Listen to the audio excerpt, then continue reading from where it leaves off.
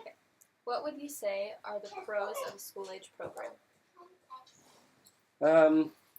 One of the pros, I guess, would be that the kids can start to learn some socialization skills. Some of them may not have had that opportunity before, dependent on their situation. It'll also give them some chance to develop some problem-solving skills because they're not always going to be in situations uh, where they are in control.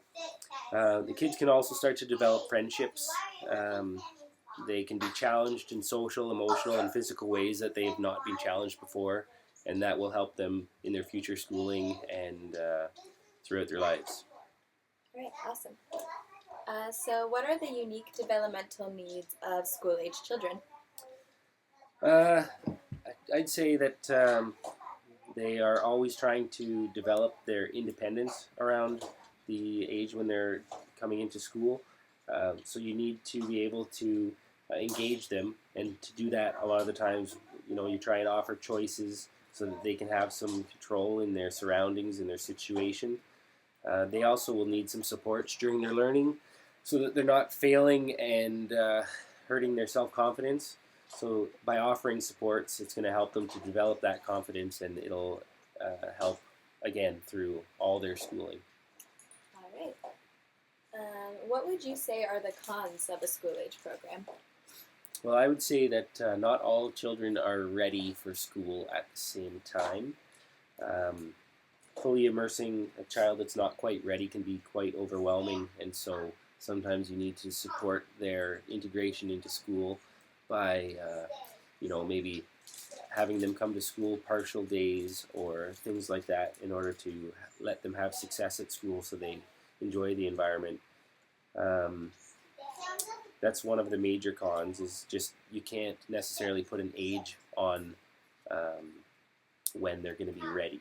So I'm just going to go with that at the moment. All right. What are the steps required to plan, implement, and evaluate the curriculum? Generally speaking, you would have to look at Ontario curriculum expectations and the overall expectations in order to figure out what you're supposed to be doing depending on what grade you're teaching at the time. So generally you would start there, and you can develop various activities or programs around the expectations, and then they call it backwards design. So you start with the expectation, and you develop a final piece that you're going to be looking at, and then you figure out the ways you're going to facilitate that with various activities and such. And that's pretty much how that system works. All right. So how do you connect the children with the outdoors and nature? Well, in order to connect, you have to have the children there. So you either need to bring the outdoors to the kids by bringing things from outside in. Examples would be, maybe going out on walks and finding things and bringing those things into the classroom so that the children can explore them and you can talk about them. Or you need to bring the classroom outside, dependent on weather and such, into nature.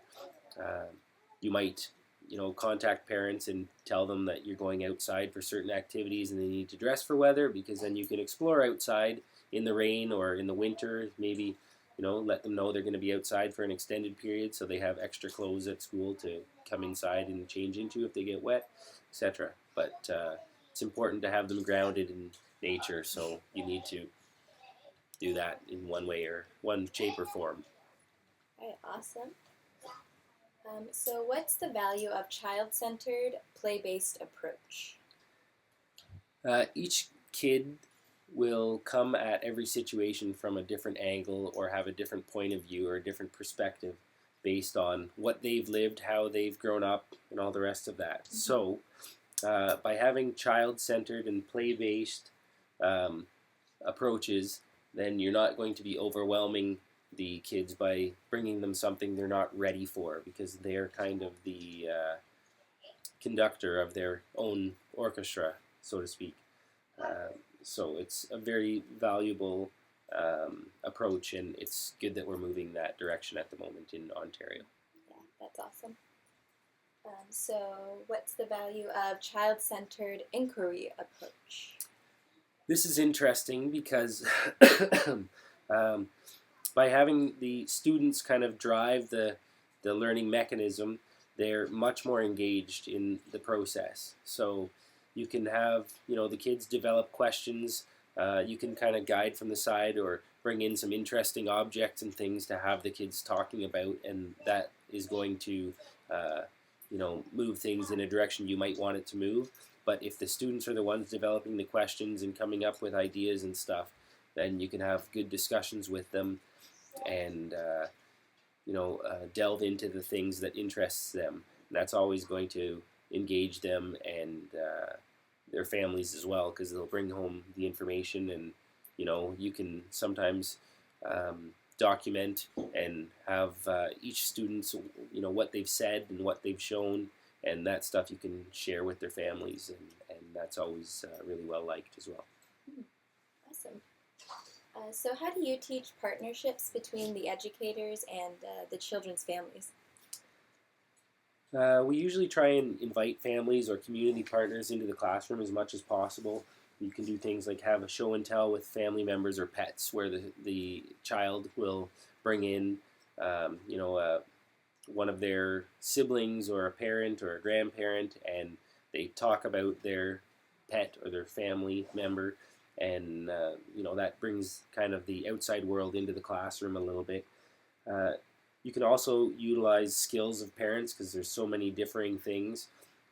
So they can come in, maybe one parent is a woodworker, so they bring in some crafts and stuff, and make those connections, which that'll bring some resources into the school, and also engage the kids, because it's not always you in the classroom doing all the talking, but brings other people's in as well. Keeping a connection with parents via notes, emails, or online apps like Seesaw is also a really good way to make sure you have a good partnership with families. For example, in Seesaw, we can take pictures of what's happening in the classroom right now and send it to specific parents, and it's in the form of an app, so they can look at it on a phone, or it goes directly to email. So that's also a really good way to connect with families. That's awesome. So what are some important milestones of school-age children? Some basic ones would be, students being able to use the bathroom on their own, secure shoes if possible, put on outdoor clothing. Those things, if they can't do it, can be a real time constraint when it comes to getting ready for activities or going outdoors or coming in. Also, they can be things that might lower the student's self-confidence if the other students already can do those items, but someone's having some trouble. Some other important or empowering milestones for the children are when they can recognize letters and numbers, write their own names. Everyone's always thrilled to be able to do that kind of things, and the parents really seem to enjoy that as well. Awesome. So do you have a personal philosophy regarding teaching school-age children? Generally speaking, I guess I would say you need to be kind, be consistent, be respectful, and try and foster curiosity as much as possible. Each child can succeed. It's just my job to figure out what they need in order to do so. I'd say that's probably what I try and do on a daily basis. All right, that's awesome. So that's all our questions that we need. Thank you very much for letting us interview you. No problem. It's been a good time. Thanks.